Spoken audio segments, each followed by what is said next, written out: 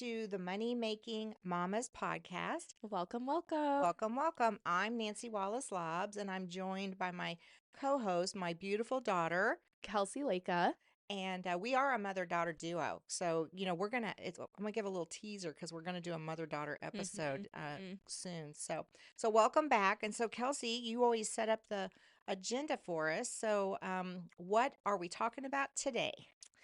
So last time, if you missed last week's episode, we talked about, actually, I think 2 episodes, we really started on this mompreneurs and how to just get started as a mom entrepreneur and how to start that reality, turn that dream into a reality while raising kids. Whether it's you want to open up your own baking shop or if you want to be a finance person or you want to go into real estate. So we started on that of just how to become an entrepreneur and taking those steps and kind of tips for that. So 2 episodes back. And then last week's episode, we talked about real estate and just kind of the common questions centered about real estate. You really dove into what real estate is for, honestly, like, if you know the yellow books that used to be like Real Estate for Dummies or things like that. So you really broke down a lot of stuff, which I hope a lot of people found helpful.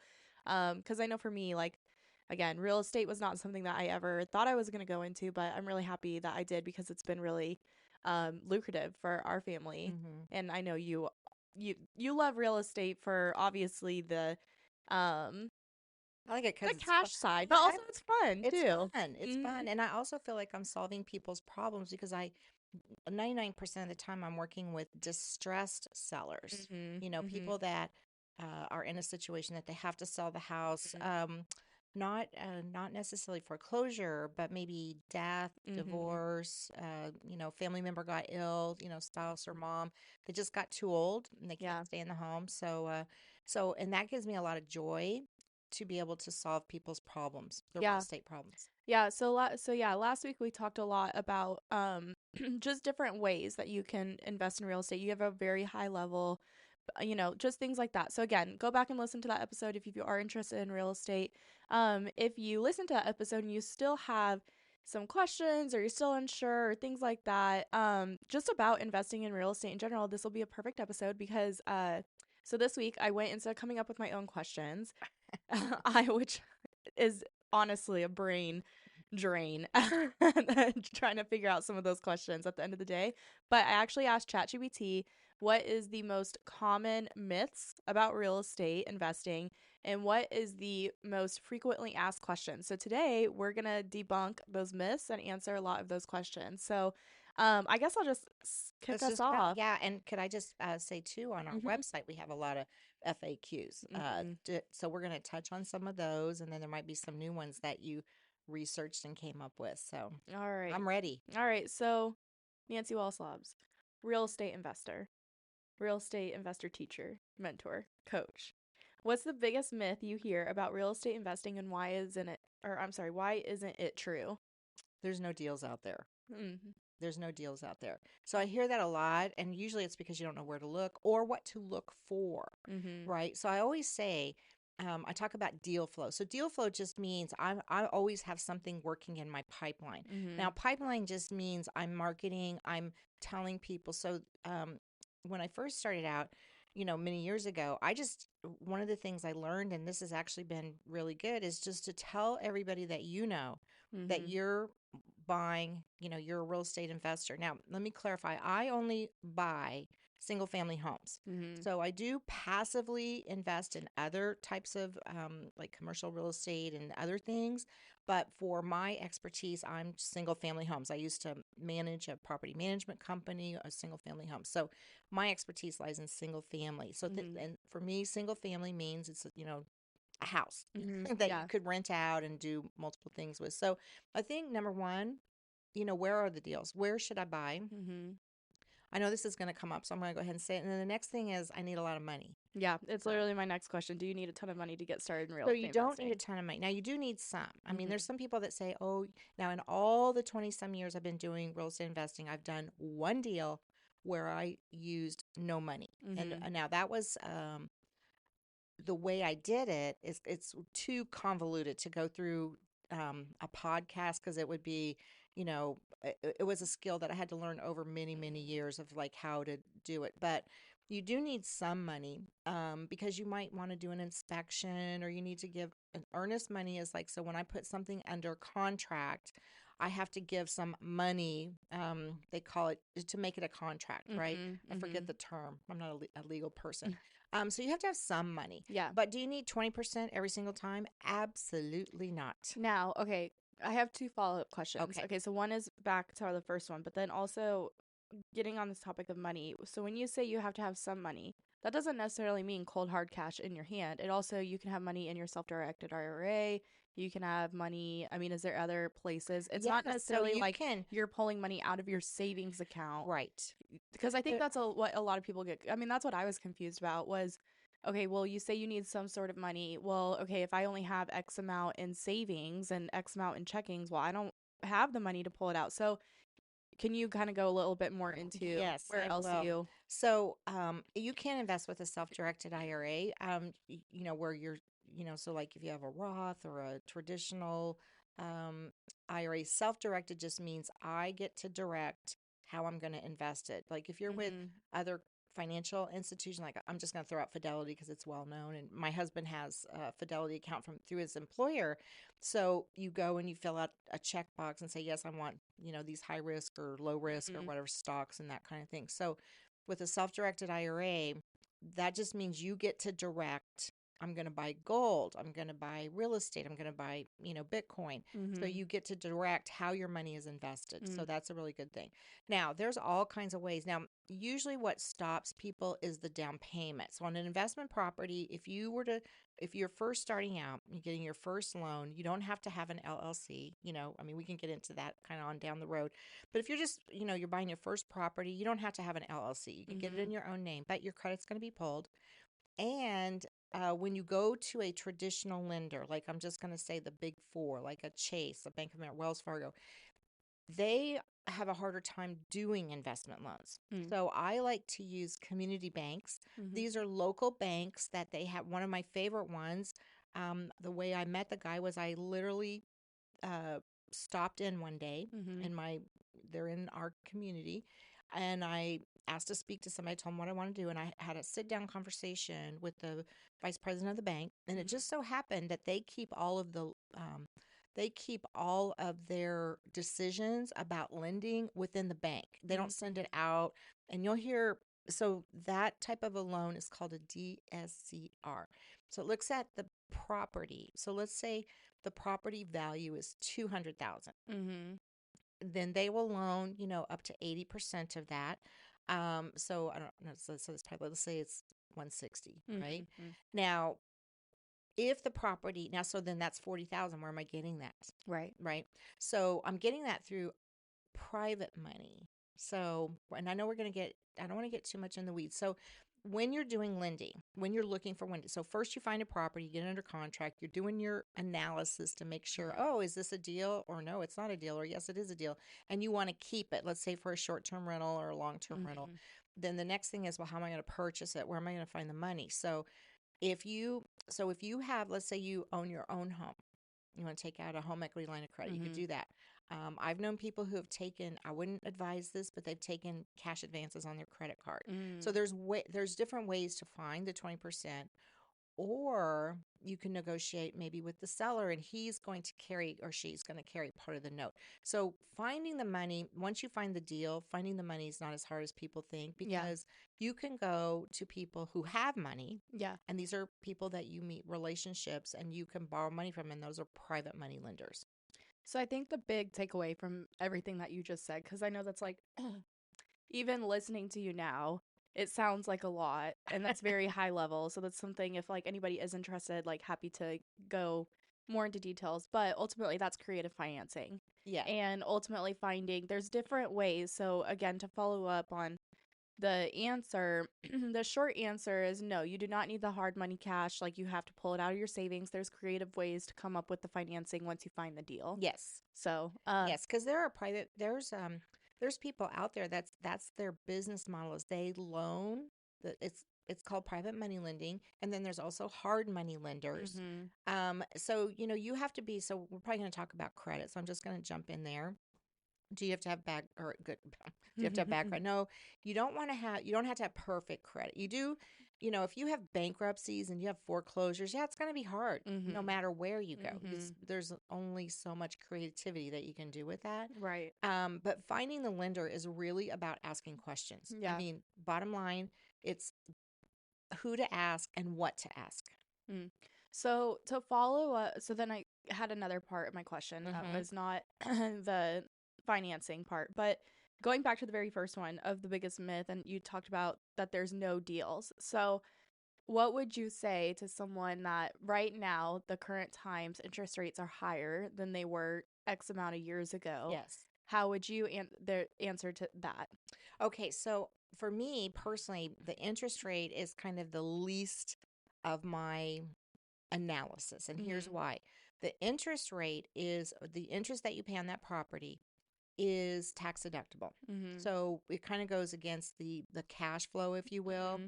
So the interest rate on investment properties is always higher.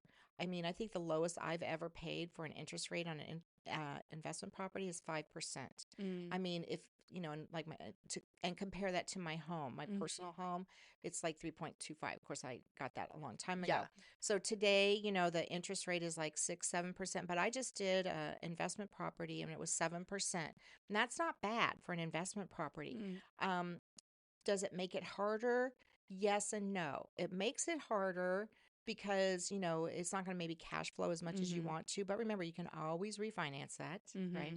And also because interest rates have gone up, rents have gone up. Mm. You know what I mean? Mhm. So you might pay a little bit more for the property, but you're also probably going to get more, in Mhm. rents. So it may balance out. And at the end of the day, one of the biggest advantages in Wealth Builder is that it you pay less income or property not property taxes but taxes in general Mhm. when you have an investment property. So I don't really let interest rates stop me. I mean, if it's a good deal, then Yeah. you need to go. Now, when you talk about let's talk about now hard money lenders. Hard money lenders are companies that they're lenders, and so sometimes you might find a property and it needs repairs. Right. When no traditional lender is going to give you a loan for that, right? Mm. Because remember, you're not living in the property.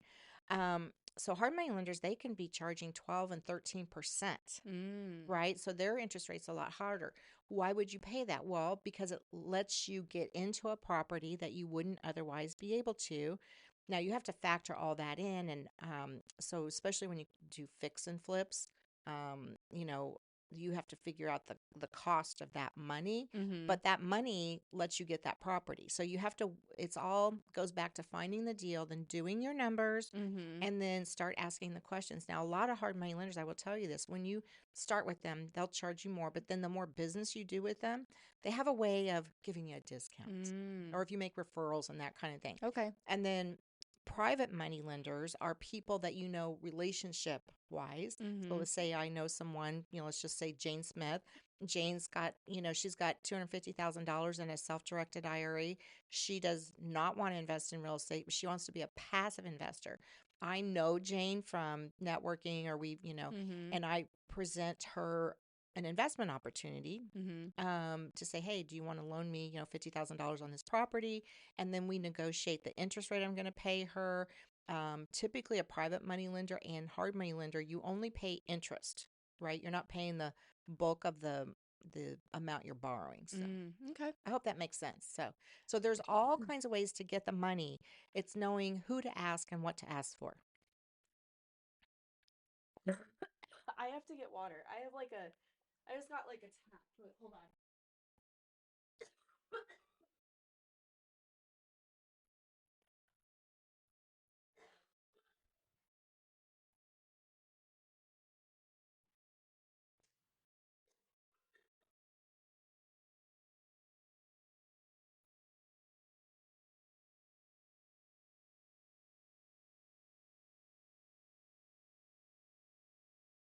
Are you okay?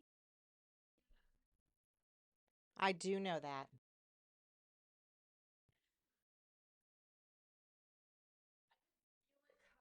As you were talking, I was like, "Oh my god, I have to cough." Okay. So if we just end with me saying it's knowing, Yeah. That's why I kind of like paused before I ran off. Okay. okay. Okay. Okay, we're just going to start back up. Okay.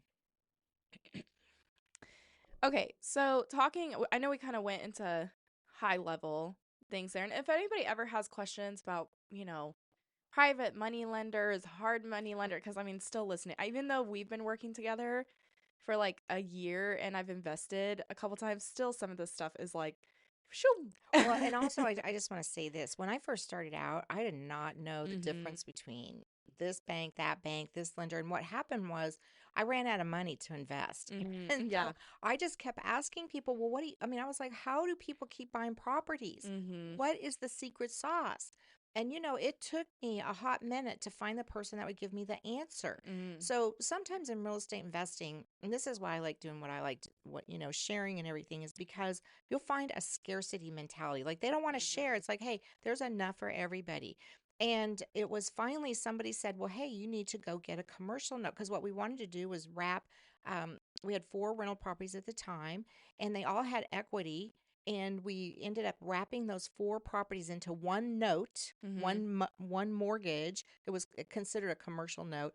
And we took out all the equity. So let me just, so it's a cash out refi, is what they call it, cash out Mm-hmm. refinance. And that money that I took out is all tax free money that then I can go and use to reinvest in Mm-hmm. real estate. So I think getting your first property is I think the hump that most people need to get over. Yeah. Then when you get that first property, it's so much easier to get the money for the second, third, and fourth, fifth one because you're Yeah. leveraging. Well, and I think it's about also too, I think a big part of real estate investing that not a lot of people talk about, and I feel like I only know about this because I've seen it through you, but it's also building your network Yes. from contractors to lenders to Just other other investors. investors, just all that, and like who you trust and who you don't trust. So I think that's also another thing as Yes, I well. think there's a saying, your net worth is Yep. your network. And Yeah. that's so true because I didn't learn all these things by reading a book or, Hmm. and I learned it was a journey, Yeah. and so I think that's why I like doing what I'm doing is because it helps people get up the ladder a little bit faster. Right. Like I kind of think back, man, if I had somebody like me Yeah. showing me, I probably have double the properties I have now. Um, and I didn't always know what to ask. Right. I just felt like, oh, and so I actually wrote a book called "Let Me Ask You This" Yeah. because I'm kind of known for just asking annoying questions, but I finally get the answers. So Yep. Yep. Definitely. So, kind of moving on to back to our myths and debunking those. Do you feel it is true that you need to quit your full-time job to be successful in real estate? And keyword, successful in real estate. Do you feel like you need to quit your full-time I job? do not feel like you need to quit your full time job. In fact, I would encourage you not to quit your full time job until you are successful. And success is different things, Right. right? Um, I've met many people and success is defined by how much money you want every month by for me it's like, well, how what does my future look like? Do I have Mhm. enough to retire when I want to or go where I want to or spend my time the way I want to spend my time? That for me Mhm. is the definition of success. So but you can invest in real estate on a part-time basis and lots of people do it. Mm. So, I guess going on to talking about full-time job, because there might be some realtors that are listening to our podcast because this is kind of your realm. And um so does everyone need to have a real estate license to invest? That's such a good question. And that's probably the second, besides where can I find a property? Do I need a real estate license? Mm. So it depends on why you want the real estate license. So I have a real estate license, a broker, and I have kept it even though I don't do property management anymore. Mhm. I keep it because it gives me a certain Advantage.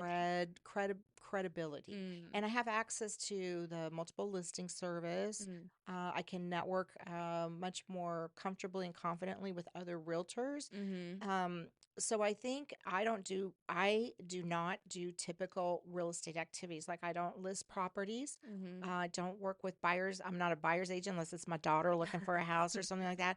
So for me, when people, if they don't have a real estate license, I just ask them, well, why do they want it? Mm. Now I don't even list my own properties anymore because I Mhm. just don't. I don't have time. I don't want to. Yeah. So I have a lot of realtor friends that either I'll let them list my properties, or if they have a property they can't sell, this is a Mhm. good tip to network with realtors. If they have a property they can't sell, they'll call me and I'll see if I can buy it or whatever. Mhm. And you always want to take care of your realtor friends and make sure they get paid. Yep. But no, you do not have to have a license. And so you do have to keep up with your license if you're going to. So it just depends on your reasons why. Mhm. I mean, if you just want access to information on the multiple listing service, you can actually get that either by partnering, or paying a realtor to run comps for you. You don't have to get your license, but if you just want that, to be able to run rental comps and things like that, Yeah. I mean, it Mhm. does take time and money to get a real estate license. Yeah. Which, whoops. Guess that's a reminder to put our phones on silent. um, so I think this also kind of goes with these questions as well. When it comes back to, do you need to quit your full-time job? Do you need a real estate license? Would you say real estate investing is risky, or is it safer than people think? Which I think is a really good question because, Okay, yeah. first, it's a two-parter. So first, yes, it is risky. Mhm. Anything that has to do with money and property, it's a risk. Mhm. Can you minimize the risk? So that's what I look at. I don't Mhm. say, oh, it's not any, because, the markets could change. There could be, I mean, like in right now where we're talking today, they just had, some of the worst natural disasters. We had Mhm. the hurricane in North Carolina, we had the wildfires in Los Angeles. So those people, when they bought those houses, didn't think it was going to be a risk. But, Right. Mhm. so what you want to do in real estate investing is minimize the risk. So I always say, yes, there's always a risk. Mhm. But if you get educated and you partner with the right people, you can minimize your risk. And I can tell you, then the whole years that I have been investing in real estate, I've never lost a boatload of money. I have lost money on a couple deals here and there, Mhm. but I'm saying it was all on each one of them. It was less than $5,000. Mhm. So I've never. But I'm a conservative, Yeah. um, and I just make sure that the numbers work. So kind of speaking of risk, can you, and maybe just do like a brief, but if someone that is looking at a house on the beach for a short-term rental, what is the number one thing, or maybe number two things that you would tell them to look at? Okay, number one, can you get it insured? Mhm. How much is the insurance going to cost? So let's just Mhm. take Galveston because we Mhm. almost bought a property in Galveston. So when you have a beach, an actual beach property, and in Galveston, not only do you have to have flood insurance, but you have to have wind. Mm. And we're recording this January 30th, 2025, and the insurance costs are really, really high right now. Mhm. Um, so I would look at insurance, and then if it's on the beach, like in Texas, the Texas coastal ways, they Mhm. have I don't know exactly, they're kind of like regulations, restrictions, but if the sand keeps washing away, The there's nothing, erosion. the erosion, yeah, the city or the powers to be can actually do what's called eminent domain and tear your property down. That's terrifying. Yeah, so you do, there's some things about coastal properties, Mhm. and That you really need to look you into. just really need to look at it, so the cost, and a lot of people do. I mean, I would love to have, and we've Mhm. tried many a time Mhm. to buy a property in Galveston, Texas, and something always happens. And the last thing that happened was there was a big hurricane. I was like, Yep. maybe not. Yeah. Yeah, I mean, yeah. and so that's kind of the risk. I mean, how could I minimize the risk? Mhm. Because we had a property under contract there and everything, so it ended up being too risky. Mhm. And obviously, we don't want to deter people from, if you want to get a short-term rental on the beach, do it, but just do your due diligence and look Do at you? all the things and not just, Yes. I mean, I think people look at is, yeah, hurricane insurance. Is my house going to be covered? But then I would have never known about the erosion thing to look at the wind. And then also too, yeah, just I would never think of those things. So don't want to deter anybody from, if No, that is no. your dream, go for it. Yeah, and just Look into it. the particular house that we had was like literally really close to the Mhm. shoreline, and so they had had erosion, and there's some things that you can do, but if it comes to a point that it's um ecologically not sound. Mhm. Yeah, we were told by the city that they could just go in there. In fact, there was a lady I ended up talking to, and she had two properties that they were trying to do that. She was suing them. Mm. This was a few years ago, so maybe she won, and maybe it's not the same. But, Yeah. at that particular point in time, I was like, Maybe. And but Not I've always parks. wanted to have a beach house, but now I guess I'll just rent them. I do think it would be because I know we've looked out a couple times getting a Airbnb on the beach, but when it's not necessarily the front row of the beach line, but it's like a lot is in front of the house and some there it hasn't built on, it can't be built on, whatever, and the house behind it, like that certain house. So it's like the house that we stayed in, and then there was a lot, and then the ocean. That's been like the most amazing Yes. houses because it's not necessarily front line of the hurricanes or right next to the water, but it's a little bit back and they can't build on that lot. That's been Yes. the real Well, funny gold story, mines. because we had another house that was in the second row. Mm-hmm. Actually, it was the third row. We had it under contract, ready to close. So excited. And there was a lot kind of not right in front, but kind of catty corner a little bit. So the risk is, okay, will anybody ever build there and block our view? But what happened was we didn't end up closing on the house, not because of any, I mean, the inspection, we were ready to go. We had the money and everything. The seller had a Mm. change of heart. Oh, I think I remember this. Yeah, and so the seller didn't want to sell the property anymore because Mm. it had been, I think it was after Labor Day weekend, and they had just been there, and then they, their family was like, "Oh, we just enjoyed it so much," blah blah blah blah.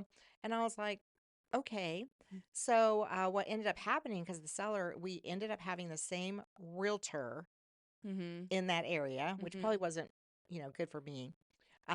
Anyway, so then we ended up settling, and he actually paid me not to buy his house. Oh, there's that. So you So won a little bit. so So there's all that just goes back to there's all kinds of ways to make money in real estate. yeah, that's very true. And this is kind of going off course a little bit. Because I do want to talk about because I know that I think that when people think real estate investing, short-term rentals, I mean, at least that's for me. Like that's one of the bigger goals because ultimately at the end of the day, it's another location that I can take my family Hmm. for a vacation and then also to have someone else pay it. Right? So I think a lot of people like short-term rentals is a goal of theirs. Um so we're in Dallas. Galveston is about a 5.5 hour drive. You have to go through Houston, possibly 6 hours, right? You guys were looking at Galveston. Clearly, like that didn't work out, and then you got several short-term rentals in Granbury, Texas, which is only an hour and a half from here, right? Yes. Hmm. Okay, so now owning the lake houses, could you imagine yourself owning the Galveston house because of the times you've called me up and been like, oh, I have to run to Granbury because either A, the cleaners or a free, now granted, a freeze coming through Galveston. Now granted, it did It snow. did snow a So, couple weeks ago, so so, yeah. but like, I mean, that's a reality that people also have to look at Yeah, is, so you can't. Okay, so in that, if we had bought a beach house and then turned it into an Airbnb, we would definitely have to have a property manager down there, because it would just be impossible. And you're right, I have had to run to Granbury, and thank goodness I have the time to do it. It's a mm-hmm, 90-minute drive from my door to the house that the houses that we go have down there. And it's not something I want to do. And I have tried to hire a property manager. So here's probably a little tip about when you own in small towns, there's limits on there's limits on who can manage your property. mm, Like I tried a national company and it did not work out at all. mm-hmm, The cleaners, so when you have short-term rentals, I would say they can be risky. You just have to have really good organizational skills and yeah, management skills mm-hmm, when you have short-term rentals, because even if I had a property manager, I would need to manage the property managers because there's been so many mm-hmm, horror stories. And at the end of the day, if you want to stay on those platforms, it only takes one or two guests to get you kicked off. mm-hmm, yeah. So, okay, I only have two more questions in my debunking Okay, myth. all right, let's debunk. So let's go back to debunking those. Can beginners really succeed in real estate, or is it only for experienced investors? So I was a beginner. You were a Mm-hmm. beginner. Mm-hmm. I I think think, sometimes being experienced gives you're more jaded. But I mean, but when everyone starts somewhere, yeah. right? And I was older. I mean, there's people that have started in 20s. I was not in my 20s. But I've known people that started in their 60s. So Mm-hmm. that's kind of the cool thing about real estate investing. You can start at any age. Yeah. You can start as fast or as slow as you want to go. But the main thing is you just want to start. Right. And I think kind of what you were saying earlier when I asked the question about is it true you need to quit your full-time job to be successful in real estate? It just depends on how successful you want to be in real estate. Like what's your goals? Like is it just to own a short-term rental somewhere one, or is it to own 20 long-term rentals? Right. Is So it if to build up enough income to yeah, replace your income? And I think so. I think it's how you define success. yeah, And then and yeah, exactly what you're looking, because again, for me, I was just looking to supplement my income or, generate some fast cash. yes, So at that time, I was a beginner and I did succeed because that was what my goal was, to generate some fast cash because I had quit my job to be home with the kids. yes. Um, so yeah, I think anyone can be, Yeah, again, it just depends on yeah. what And you so want I to think do. that it depends on what your financial goals are, which we're happy to help you kind of talk through that. But one rental property, it can, you might not be making a ton of money in terms of cash flow every month, $50, $100, but the tax savings. So a lot of people don't talk about how much money. So if you, let's say you and your husband or you and your partner have full-time jobs, or maybe one, the tax savings of owning real estate, just, I mean, it could pay for your daycare. Mm-hmm. I mean, it's just amazing. So the money that you don't pay to the government. Mm-hmm. This last question, I mean, I can answer this 100%, but is it possible to I'm sorry, is it possible to invest in real estate as a busy mom with limited time? 100% So I yes. think you should answer that because you are a busy mom with Yeah. limited time. So, yeah, my kids are not in daycare. My kids are not in a Mother's Day out. I have Nana, but majority of the time, my husband travels. I have the kids, and yes, 100% you can still invest in real estate. I think it was last episode we talked about how much time you need to dedicate to real estate investing, and really it's just 1 hour a day.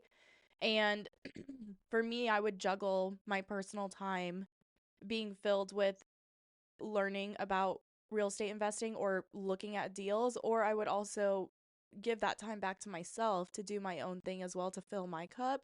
So yes, it's possible to still have your sanity as a mom and also be successful and contribute financially to your family. Exactly. With even when the kids are with you 24/7. And again, take it from me because I have one that's about to be 3, one's about to be 2. One of them doesn't nap You at just all. did a week of potty training. So, Yeah, oh and my gosh. I'm going to add to that because I think we did talk about this last time, was about the tools. Like you need Mhm. tools to help you. So on our website, we have some resources. And so once you find a deal, you need to see if it's a deal. So we have like a rental calculator, we have a fix Mhm. and flip. So you can just plug in the numbers Yep. and then you can say, okay. And that takes like, I mean, not 5 even minutes. 5 minutes. Yeah. So you can download, it's a free resource or whatnot. So Mhm. go to moneymakinmamas.com and get your free resource. Well, even then we'll just leave the link below. Oh, yes, yes. So, moving on to frequently asked questions, which you are right. You can go to our website, moneymakinmamas.com. We do have a whole section for just frequently asked questions about real estate investing, where we go into depth of those questions. We also, if you follow us on social media, we like to just post every once in a while, can you invest with $5,000? Yes, and then the answer to that. So, but again, I pulled this from ChatGPT, so this is, you know, AI, all that, just taking all the smart stuff off the internet and giving it to me. So here we go. All right. How can I invest in real estate if I don't have a lot of capital up front? Which we did kind of go into this. So if you would just want to give a brief answer. So I think if you don't have a lot of money up front, so then you have to look at some different options. Mm-hmm. So number one, you could partner with somebody like me. So if you find a property, then I can help you find the capital. Two, if you have, again, we kind of oversee this, but in our community, we have moms that have money that want to come together. Now, I'm saying that you need to have someone overseeing how you do this, make sure it's all papered. Or three, if you're a very good negotiator, you might be able to get that seller to do what's called a carryback. So basically, you're negotiating with it. Yes, I'm going to buy your house, and you're going to make months. I'm going to make it simple. You're making monthly payments to the seller to own the house. You still, there's paperwork and all of that, but Mm-hmm. there's all kinds of ways. And then of course, we talked about self-directed IRA, and you would be surprised at how much hidden money you can find when you start looking for it. Mm-hmm. Mm-hmm. Mm-hmm. What's the easiest type of real estate investment for a beginner? I'm And partial. I know, well, and I was gonna say, I know it depends on like what you want to do, but maybe what is the, I mean, I would give the straight up answer to that one. What would your answer be? Well, no, I'm asking.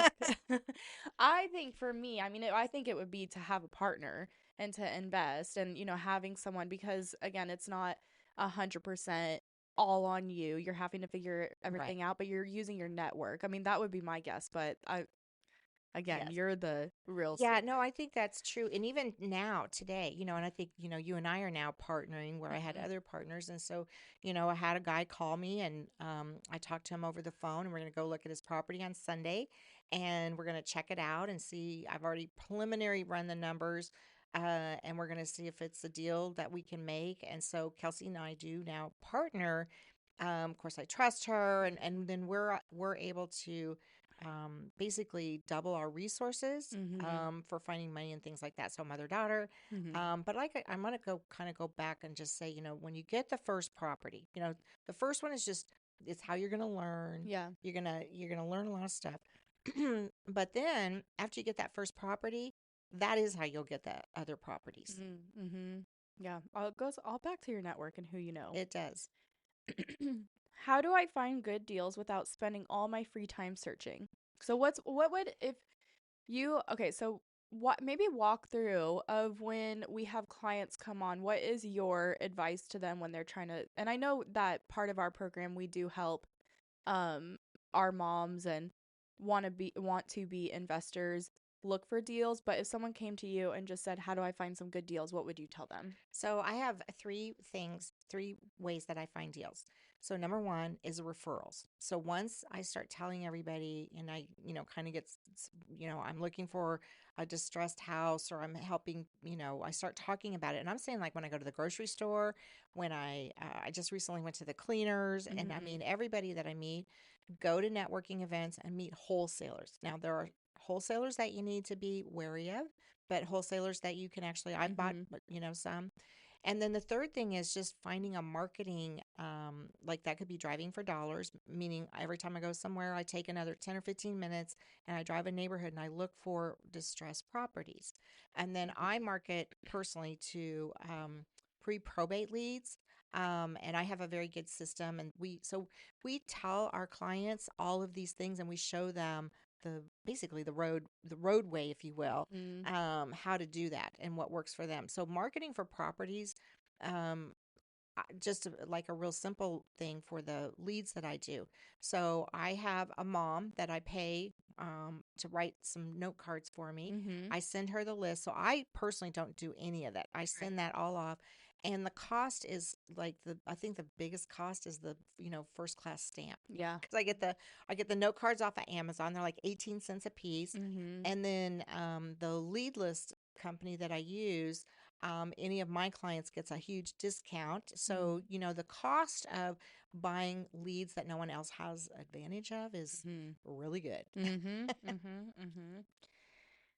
Is it better to invest locally or should I look at out of state opportunities?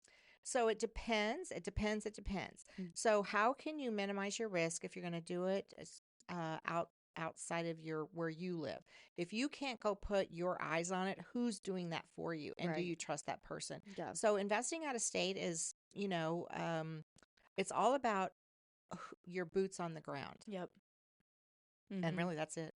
Which I know we talked about some of this last time and so um if you want more on we really went into depth about the marketing and yeah, boots on the ground and things like that. So have a listen at last week as well cuz we do talk about some of this. But what's one thing I should focus on first when starting my real estate journey? So I think having faith in yourself, Mhm. you know, Mhm. and you will get no's. You will. When I first started, I had kind of pie. I was gonna like, oh, I was gonna make all this money, and I was gonna be Right. able to, and when you start, okay, again, I work with distressed sellers. These are people that are, not Right. happy. Yeah. I've been called a lot of names over the years, but I think having faith in yourself and not getting not giving up. Yeah. And the first deal, just because it's a no, doesn't mean that, you're not going to find a deal. Right. And then have a supportive community, Mm-hmm. so that you can bounce ideas off. Because even now, the house that we're going to go look at on Sunday is kind of a weird little situation. Yeah. And I had to call a couple, two, three people to get feedback. So I don't work in a vacuum. I want to, I'm trying to Right. minimize my risk. So I'm going to people who have good Mm-hmm. balance of being an investor, and like, well, what would you do or whatever. So they actually gave me some tips about things I didn't even think about. Mm-hmm. Yeah. And we'll have to talk about kind of talking we'll go back to it, but maybe like some hurdles to overcome because I can think of one just right off the bat. But we'll go back to that when it comes to starting your real estate journey. How do I manage the fear of making a bad investment? So you won't overcome your fear until you actually buy the property. And Mm-hmm. let me explain that. When I bought my first real, I can still remember the pit in my stomach. I was standing in front of the house, and I just was like, "Oh my gosh, should I do this?" Even the closing day. So Yeah. you just have to have, again, it goes back to having faith that Mm-hmm. you did your due diligence. And I had a mentor, Yeah. that I've trusted completely. Um, but that fear was still there, Right. because it's a chunk of change and it's like, oh my gosh, I didn't know what I was doing. Right. Um, so I finally got over that. We got the property. Mm-hmm. But when I bought the second one, same thing. I still had fear. Yeah. When we bought even a bigger property or my first short term rental, I had, oh my gosh. So I think you're always having self doubt, Yeah. and you just have to know. I say get a mentor if you feel, because a mentor can, like, we hold Right. people's hands, Yep. right? Yep. Um, but you want to work with people that you trust, that Yeah. that they know what they're doing and they can help you. Because my whole thing is teaching people, like, sort of like how to fish, right? Yeah. So that you don't need me, 10 years from now, because I'm teaching you what I know. And you Right. can do it. You can do it on your own. And that's what you need. You need to be Yeah. with people who can show you the ropes. I think also to go back to like having a mentor, I think it really goes with a lot of things. Like it's not just real estate investing, but like, you have a coach for basketball or you have like life coaches or a therapist. Like there's people out there to help you go through these journeys. And unless you're feeling 110% confident, then like, okay, go for it. Kind of Lone Island thing. If that's the way that you roll. But if you're even having like 98% sure I can do this, but if you have that 2% of doubt, like it doesn't hurt to just to have someone to help you through at least that first deal. Right. And Just just because I feel like having someone, I mean, me, I feel like I'm a perfect example. Even though I've been around real estate investing my whole life, like I didn't know a lot. And it's just the comfort of having someone that's not going to let you fail. the sounding board, the Yes. sounding board. Because So, it's still scary because I still had like whenever we did it, I was like, "Oh my gosh, what are we doing?" yeah. And the more, But for me now, if I were to say, okay, I'm going to go buy this, $8 million apartment complex, I would Mhm. still, even knowing everything I know Mhm. today, I would still have a pit in my stomach. Yep, yep, yep. I mean, it goes back to it is a And I risk. think but I think that pit is really your subconscious Mhm. making, like, okay, are you doing your due diligence? Did you Right. cross your I's, dot your T's? Is that Mhm. even a thing? Cross your I's and dot your T's? I think it's cross. Oh. Yes, But you I know had what to I think mean. about it. Yes. Crossing those T's, dotting those I's. Yes. And I think that yeah, I mean, it goes back to the question about risk. And like yes, it is a risk, but what size of risk are you going to make it? Yes. Um okay, ending on this last, I think this is a really good one Okay. because I think that this is a one of those questions that you can answer with like it depends. But um but I think this will help debunk a lot of people too. What's a realistic timeline to see returns on real estate investments? It depends. Yep. Okay, so I've seen this, the quickest that I've seen returns is within 14 days, and I wholesaled a deal. I didn't want to keep the property. I rarely wholesale, but I wholesaled it and I made like $5,000. Mhm. So that's the quickest. Um, the longest, I think, would be, I would say, I'm going to say 30 to 45 days. And that's why, because that's usually the length of time Mm-hmm. that it takes to close on a property. Because as soon as you close on a property, if you've done your due diligence, you're going to realize a rate of return. It might Mm-hmm. not be super high, but because of the tax advantages, because when I say tax advantage, I'm talking about the deductions like the mortgage Mm-hmm. interest deductions, if you're collecting rent. So anything that has to do with owning a rental property on the tax, when you go to do your taxes is deductible, deductible, deductible. Mm-hmm. So, and then if you bought it right, you know, Mm-hmm. you actually will have instant equity. So Mm-hmm. if you bought, because I buy distressed properties all the time. So I might buy a property for 150, 175, and people say, "Where do you find those?" I find them every day, all Mm-hmm. day long. But it might be worth 300,000. Mm-hmm. So that's not cash in my hand, but on my balance sheet, on my net worth, it shows that it's 150,000 more than what I actually paid for the property. And Mm. that's really the true wealth of real estate. Yes. Yeah. That's good. Perfect. Perfect. So I think these next set of questions, I only have 3 questions. Okay. And but ChatGPT only had 3 closing questions for us. And we do know, let's just say this about ChatGPT. We know it's always changing. We use it for research. So, Oh, for sure. Yes. yeah, Yeah. yeah. We use it for research. I think we talked about this in the Mompreneurs episode, but like ChatGPT is AI and the Gemini, I think Apple has their own. Any of the AI tools is amazing. I mean, it's a little sketch when you really think about it, but if you just high level think about it, it's an amazing tool, but rough draft. It's always a rough draft. It always is a rough draft. So, but that's why we're filling it in. So, Exactly. Okay. We'll both answer these, so you answer and then I'll answer. okay. What's one thing you wish people understood about real estate investing? That it's not as hard as you think it is. Yeah. Yeah, I would honestly say that my answer is the same. I think that the biggest thing, I think that this is what a lot of people think, is the first step is the hardest step. Yes, the first property is the hardest property. That's just because you're You're just brand starting. new. You're Yeah. brand new, and you've got like all of these emotional things going on, and you're just like, oh my gosh, am I doing the right thing? And do I know blah blah blah? Yeah, Mhm. and that's completely normal, Mhm. completely normal to like doubt yourself. Yeah, and But I'm going to say this: you do deserve it.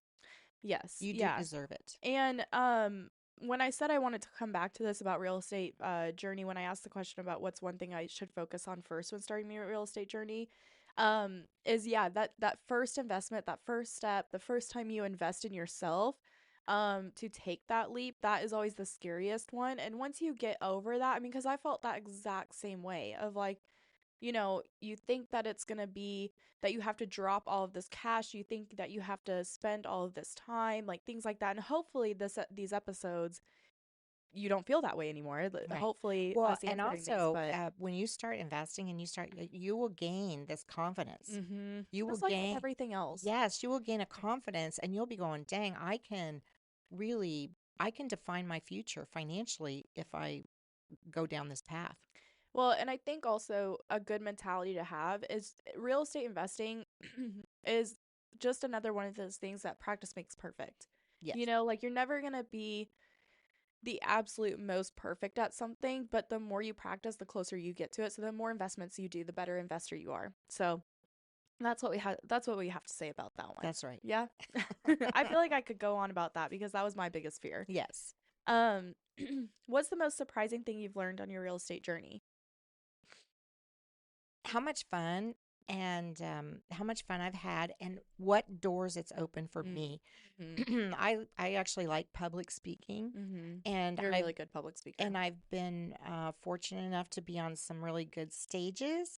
Hopefully later this year we'll have an announcement about another um, national, but I have spoken, I can say internationally. So I like the opportunity to meet other people and share my knowledge. Yeah, I think for me, I sound like such a broken record, but it's not as Well, that is the intimidating. one thing about real estate. It's the Burr method is it's buy, renovate, or rinse and repeat. yeah. So So I just, again, I sound like the most broken record person ever, but it's just not as intimidating as I had it in my head. you didn't even used to like talking about it. I know. I literally would be like, I don't want to hear it. I don't want We're to not talk bringing about real it. estate up. And now I would say it's not my passion like you. Like, I think I can be honest about that. It's not Mhm. my passion, but I recognize that it, again, it's not as intimidating as I had it in my head. And also, too, it has helped us financially. Yes. What's one small step listeners can take today to explore real estate investing? I always say this, call me. You're broken records. I am a broken record. But I would say, go to our website to learn more about us. Well, to We have that, resources. Yes. yeah, so to that for this actually is a great, I did not plan this or anything like that, but we were going to talk about this today, but this is a great segue into our Millionaire Mama Masterclass. And so that is a free resource for anyone out there. It's an online webinar and you can watch at any point. I think it's like about 45 minutes long. It goes into more depth about you and I. You can skip forward to that point if you absolutely want to, or learn more about us. And then it tells about our strategy, what we use real estate investing, and kind of more in detail of that. That is a great step that you could take today. And it's, again, for free. You can watch at any point. You can pause it, play it, depending on when your kids let you and all that. You And could actually probably invest after you watch it. If you were really confident after you yeah. watched it, we give enough nuggets in there to Mhm. tell you, okay, this is how you do it. Yeah. So one small step you could take is watch our masterclass. Also follow us on social media. We like to give real estate investing tips on there. Subscribe to the podcast. That would be amazing. And obviously, we've talked about real estate the past couple And episodes share it. and share it. But do you want to talk a little bit? So for those that don't know, if this is your first episode listening, or maybe second, Money Makin Mamas, our goal is to teach and empower moms and families how to invest in real estate so that they can contribute to their family financially without sacrificing that family time. So, Mom, what does our coaching program look like? So our coaching program is kind of cool because it's actually customized Yeah. to each individual person. You can choose to work with us directly, or we also offer a more like kind of a community type of mentorship, if you will. Mm-hmm.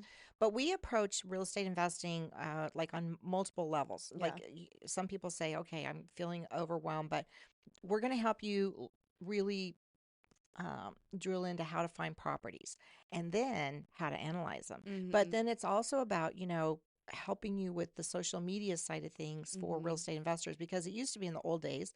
Okay, I'll probably be dating myself.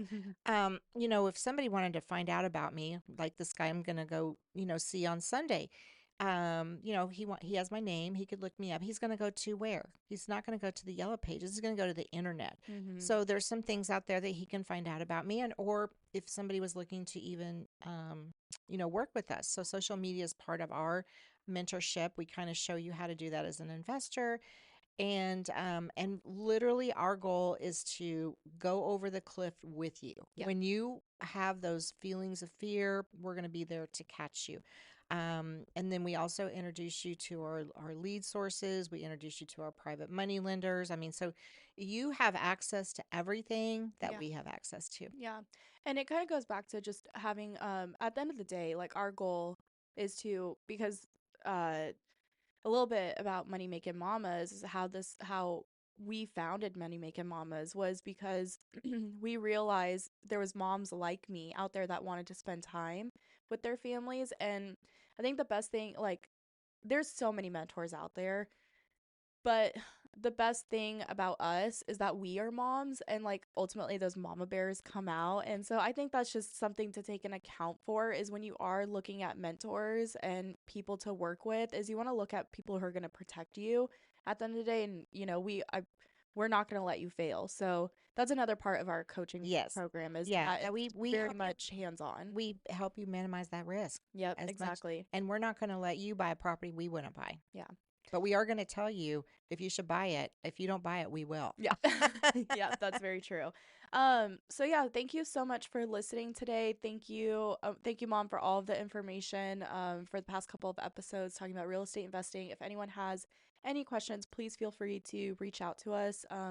Follow us on social media, subscribe to YouTube, all the things. We really appreciate it. Mom, is there any other things that you want to bring up or let anybody know? Well, if you are a realtor or just an investor, but I also offer pre-probate training. So, what is this? I'm going to be doing some videos on it, so you'll be seeing this online. But it's basically I show you how to market to pre-probate. Now, so what is pre-probate? So, pre-probate leads are people who passed away, like maybe last week. Mm-hmm. They have property because all the leads that I work with, they all have real estate. So what happens is you are able, like in Texas, you're able to sell or buy the property without going through probate court. Yeah. So you can do, it's a formula, it's a system, a process, if you will. And so I actually teach investors how to work those leads because it takes a little finesse Yeah. because these are people that have recently lost a loved one. And you can't just call them up and go, oh, hey, you got a property to sell. There's a little Mm-hmm. finesse to that. So I teach investors, but also realtors because like for me, I talked about I only market to properties with a value of the property value is uh, no more than 300,000. But the Mm-hmm. leads that I get actually have properties that are 301,000 to over 1 million. Yeah. So I've also helped realtors build their business with these off market leads for listings. Mm. So it's just a great. So drop your email and we'll send you some information about when we're having our next upcoming training. It's online. It's 3 hours, and the thing is if you can't make it, you get all the recordings. Plus, you're going to get my how to get heirs to agree checklist, and we have some other downloads or whatnot. So watch out for those. If you follow us on social media, you're going to find out when the next one is anyway, and then all the stuff that goes with that. So I'm excited. I love it. I love it because people are very successful finding either properties to buy or realtors have used it to get more listings. Mm. Awesome. Cool. Well, thank you so much, Mom. All And thank you for all right. the information. And this was really good. And again, hope someone out there got something out of it. And if you have any questions, please feel free to reach That's out. right. All right. Well, All love right. you, honey. Till All next right. time, love you. All right. Love you. Thanks for joining us.